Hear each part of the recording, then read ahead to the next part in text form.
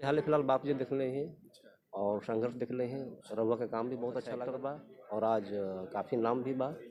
भोजपुरिया दर्शक के बहुत प्यार आशीर्वाद उनका।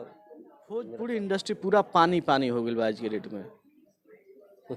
आप सबों के प्यार आशीर्वाद बनल रहे ताकि रउआ खातिर हम बेस्ट बेस्ट करे के कोशिश करब।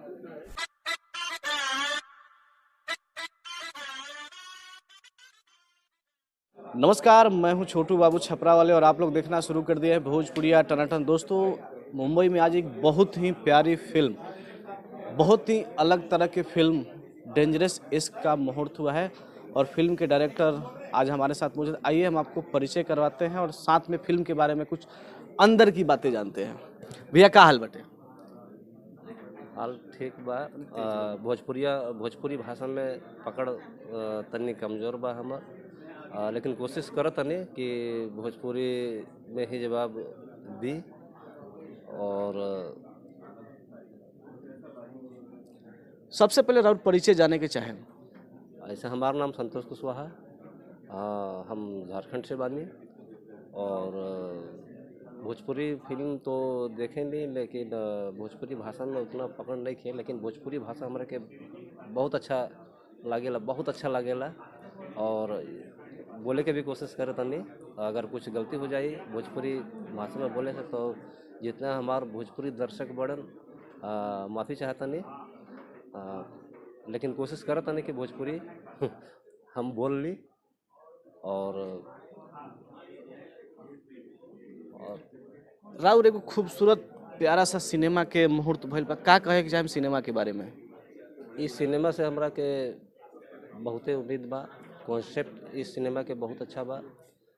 हमारे फिल्म के जो डायरेक्टर बनल मनोज तोमर जी, फिल्म के प्रति इनकर सोच बहुत ही अच्छा बा और ये भी सोचे लेन बहुत बढ़िया सोचे लेन। अभी हाल ही फिलहाल एक फिल्म मनोज सर बनेन शिकारी, एक छोटा सा प्रोमो देख ली, हमरा के बहुत अच्छा लगल कि ना एकदम आज के जिस सोच बा, आज जिस तरह का फिल्म के डिमांड बा,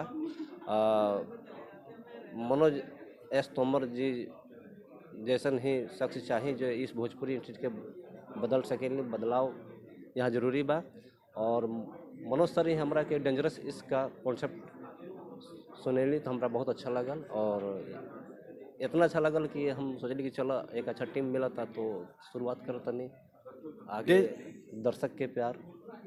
डेंजरस इश्क जाहिर सी बात, पहले ये हिंदी में सिनेमा बन चुकल बा, अब भोजपुरी में आवता। वो डेंजरस और ये डेंजरस में का फर्क रही? फर्क तो बा, एक साइको थ्रिलर फिल्म बा और एक अलग कॉन्सेप्ट ही बा और ओकर से तुलना तो ना करल जा सकला, लेकिन अच्छा कॉन्सेप्ट बा, अच्छा काम हो। पोस्टर पे लौकत रहुओ वर्दी के में लौकत नहीं, एकरो राज खोल दी है। एक छोटा मोटा रोल के शौक रहे तो एक छोटा मोटा करत नहीं, ताकि दर्शकों के प्यार मिली तो और भी अच्छा करे के कोशिश करब। भोजपुरी में वैसे अश्लीलता चरम सीमा पर बाटे, एक में का कहे के चाहे? हमारा तो ऐसा नहीं लागत कि अश्लीलता बड़ा लोगों के सोच पे डिपेंड करता, अश्लीलता ना अश्लीलता, और जैसन लोगों के सोच वैसन जकरा के अगर अश्लील लागत है तो अश्लील ही बुझे। लेकिन हमारा तो ऐसा ना लगता, भोजपुरी तक प्यारा भाषा है। अब कोई अश्लील सोचा था तो ओकर सोच पे लोगों पे डिपेंड, एक ही लाइन में कि लोगों के सोच पे डिपेंड ये सब करता है कि कौन अश्लील। भोजपुरी में कोनो सिनेमा देखले बनी कि ना? हाँ देख ले बातें। कौन कौन सा सिनेमा? हाँ, नाम तो नहीं याद आवत, लेकिन खेसारी के देख ले ही। कौन सा खेसारी जी के कौन सा सिनेमा देखले बनी? अभी हाल ही फिलहाल बाप जी देख ले ही और संघर्ष देख ले ही। रउआ का काम भी बहुत अच्छा लगल, बहुत अच्छा एक्टर बा और आज काफ़ी नाम भी बा। भोजपुरिया दर्शक के बहुत प्यार आशीर्वाद उनका मिलत बा। भोजपुरी इंडस्ट्री पूरा पानी पानी हो गई बा आज के डेट में। इस मैटर पर तो हम कुछ न बोल सकेंगे। मतलब हमारा सवाल रहुआ समझ कहे के मतलब है कि 2 दिन 3 दिन पहले एगो भोजपुरी में पानी पानी गाना रिलीज भइल बा, बहुत ज़्यादा व्यूवर्स, मतलब भोजपुरी इतिहास में उतना व्यूवर्स कोनो गाना के नहीं खे। रहुआ सुननी है कि ना? ना अभी तक तो हम नहीं सुने। चलिए अभी जाके सुने और जाते जाते दर्शक लोग से का कहे के चाहे। बस आप सबों के प्यार आशीर्वाद बनल रहे ताकि रहुआ खातिर हम बेस्ट करे के कोशिश करब। और मतलब भोजपुरी भाषा के मूवी में हम एक बदलाव चाहतनी सब, और ये समय के मांग भी बा।